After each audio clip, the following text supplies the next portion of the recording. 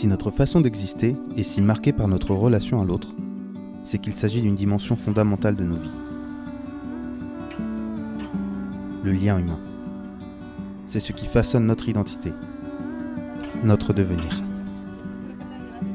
L'homme est donc une espèce exceptionnelle, unique, qui a développé altruisme, valeurs morales et éthique. Pourtant, à mesure qu'il évolue, l'homme déshumanise le monde. Il est la seule espèce à avoir développé la capacité de détruire son propre environnement, quitte à menacer sa sécurité alimentaire. Pourtant, chaque homme est relié par un droit universel, l'accès à l'eau. Dans certaines régions du globe, les sécheresses provoquées par le dérèglement climatique fragilisent l'accès à cette ressource et entraînent des conséquences pour les espèces végétales, animales et pour l'humanité. Face aux défis environnementaux auxquels notre monde est confronté, nous devons repenser notre rapport à la nature et aux autres. Le monde a des frontières que la pensée n'a pas. Nous allons vous raconter une histoire, l'histoire de 20 étudiants, animés par la volonté de vivre d'autres réalités et transcender les frontières. L'histoire de femmes engagées pour la Terre et pour leur indépendance financière. Alors écoute bien cette histoire qu'est la nôtre et éveillons-nous. Ensemble.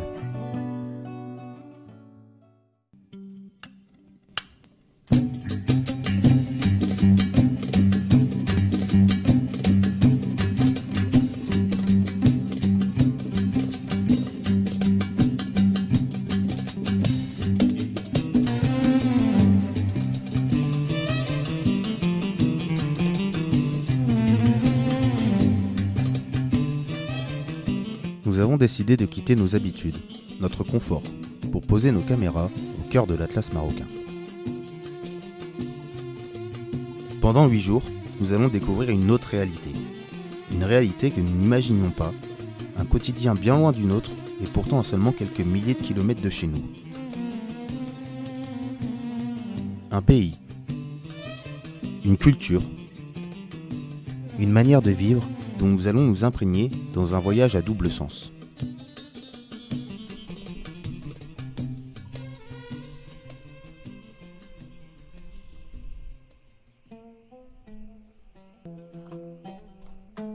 Malgré la nature aride et peu généreuse de sa terre, le Maroc dévoile la richesse inestimable de ses habitants, créant ainsi un contraste captivant entre la nature du pays et l'hospitalité de ses habitants.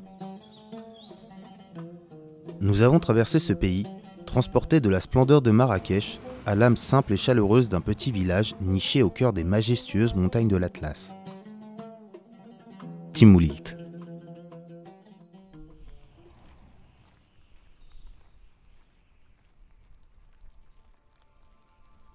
Notre périple nous a conduits à la rencontre de femmes exceptionnelles, véritables gardiennes de leur terre. Elles ont uni leurs forces pour créer une coopérative agricole aspirant à l'indépendance financière tout en préservant les richesses de la nature qui les entoure. Ces femmes, visionnaires, ont donné naissance à des jardins, cultivant avec soin des olives biologiques, témoignant ainsi de leur engagement envers des pratiques respectueuses de l'environnement. Cette initiative souligne le lien indissociable entre la communauté locale et la terre qui la nourrit.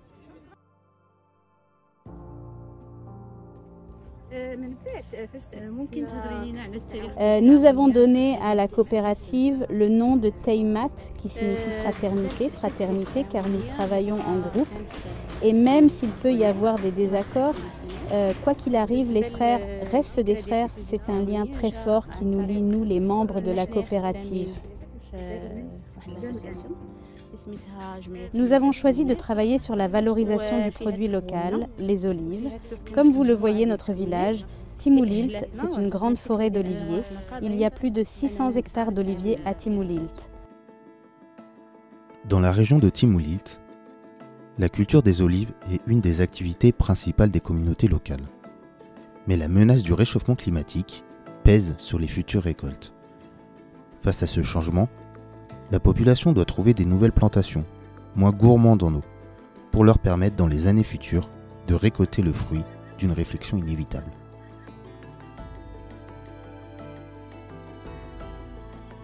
Vous connaissez avec le changement climatique, avec la sécheresse, donc il faut chercher des alternatives de plantes pour économiser l'eau, parce que avec la sécheresse, avec les plantes qui demandent beaucoup d'eau, donc on va planter pour manger et pour les générations futures, donc il faut chercher des alternatives au niveau des plantes qui ne consomment pas beaucoup d'eau.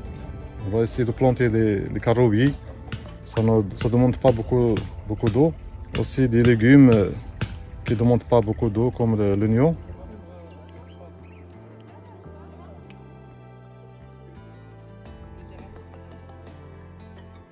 Cultiver des plantes moins gourmandes en eau, la coopérative agricole l'a bien compris. Et c'est en mettant la solidarité au cœur de ses valeurs qu'elle souhaite en faire profiter le plus de familles possible.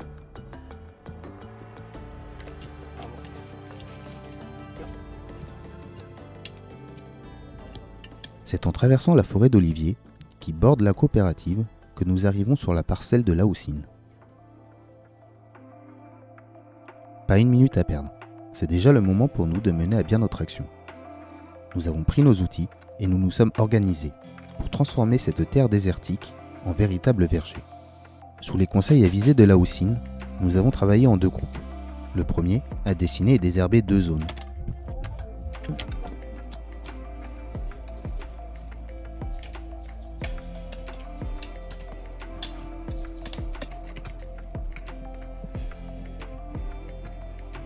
L'autre a creusé une quinzaine de trous qui serviront à la plantation de jeunes caroubiers.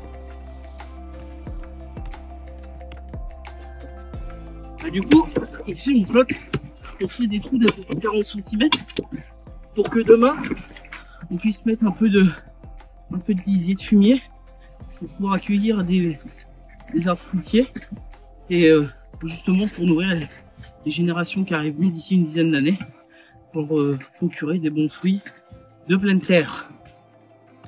Nous continuons notre action en plantant différents légumes dont des oignons, connus pour leur résistance face aux sécheresses. Citronniers, caroubiers et autres arbres fruitiers sont installés par la suite dans leur emplacement définitif. La lecture d'un verset du Coran permet aux arbres de prendre racine dans leur nouvelle terre et de grandir pour donner de futures récoltes abondantes. Ça,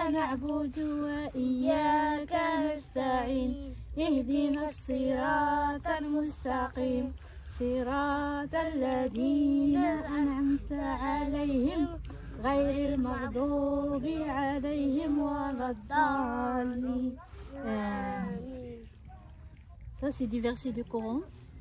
C'est des prières qu'on fait avant de planter pour que ça pousse bien.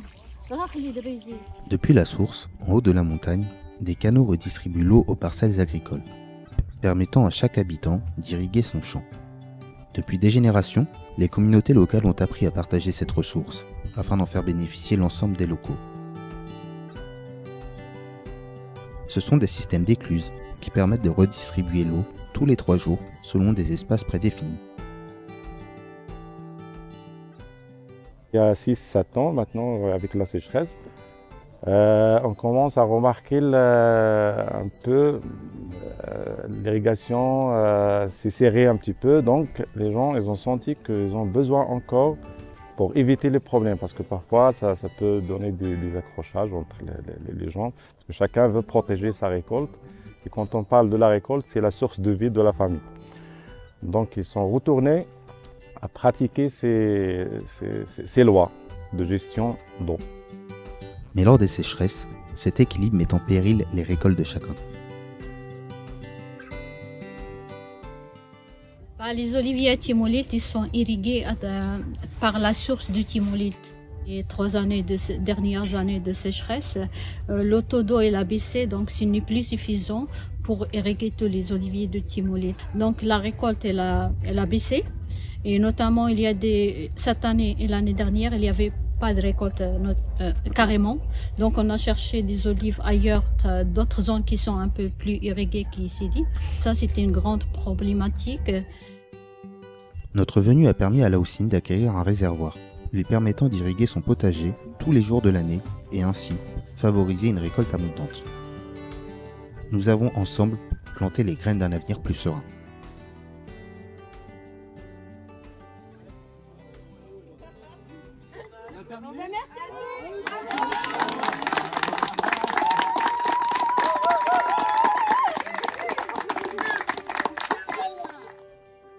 Plus qu'une entraide agricole, le tourisme solidaire permet aux membres de la coopérative de devenir famille d'accueil et ainsi de diversifier leurs revenus. Une nouvelle activité qui permet à certaines familles d'améliorer leur qualité de vie. Salam alaikum, je m'appelle Fatia, la trésorière de la coopérative agricole Taymate qui a été créée en 2008. Cette coopérative a provoqué un grand changement pour moi-même ainsi que pour toutes les femmes du village. C'est un espace d'ouverture qui a permis de créer un développement économique pour les femmes et également un espace d'échange. Cela a permis de faire des rencontres, ça a renforcé la personnalité des femmes. Au début, quand elles ont rencontré des hommes politiques, les femmes étaient très timides, alors que maintenant, elles prennent la parole et ont l'audace de faire des discours et de bien présenter les produits qu'elles proposent. Le partage, la solidarité et la contribution de chacun ont permis de ne pas seulement prendre conscience du changement climatique et des conséquences qui en découlent, mais de constater que de petites actions peuvent avoir des répercussions importantes dans la vie d'autrui.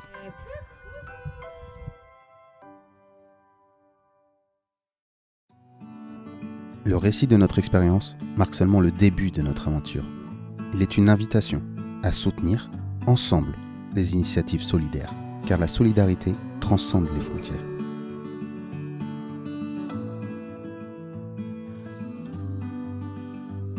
L'éducation à la solidarité est un enjeu majeur pour notre humanité.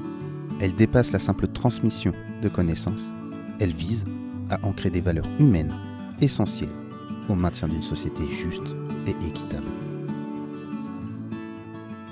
En défendant les valeurs de générosité, de compassion, de coopération, nous pouvons aspirer à une société où chaque individu se sent soutenu et valorisé. L'être humain protège ce qu'il comprend. Nous devons apprendre à dépasser nos préjugés pour créer un sentiment de connexion avec l'autre. En immersion avec la population marocaine, nous avons réalisé que la vraie richesse de l'humanité réside dans sa diversité, que nos différences nous unissent plus qu'elles nous divisent.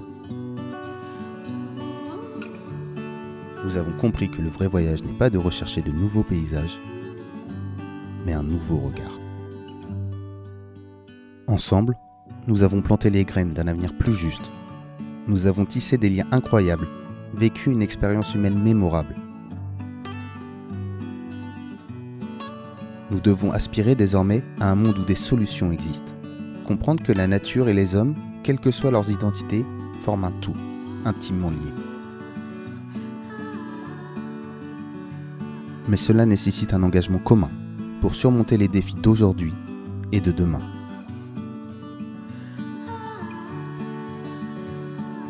Nous avons le pouvoir de construire un avenir meilleur, ensemble.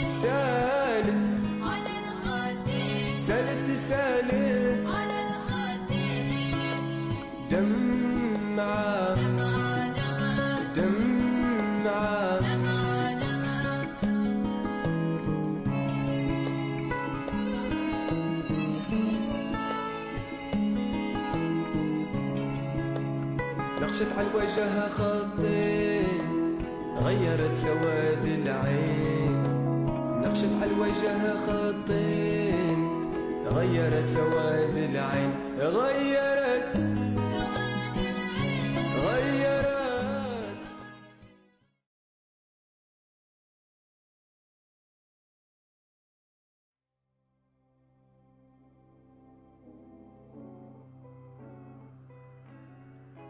Conscients des émissions carbone générées par notre mobilité internationale, nous nous engageons auprès de l'entreprise sociale Microsol autour d'un projet permettant un impact immédiat auprès des populations les plus vulnérables au changement climatique.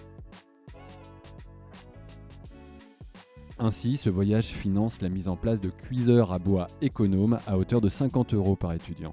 Cette somme permet de financer 100% des réductions d'émissions de gaz à effet de serre nécessaires pour contrebalancer notre impact écologique en couvrant les 3 tonnes de carbone émises en moyenne par chacun d'entre nous. Nous contribuons ainsi à un développement bas carbone des communautés ciblées. Nous avons choisi de soutenir cette action via l'expertise de Microsol au Pérou afin d'avoir un impact significatif auprès des communautés accompagnées sur le long terme.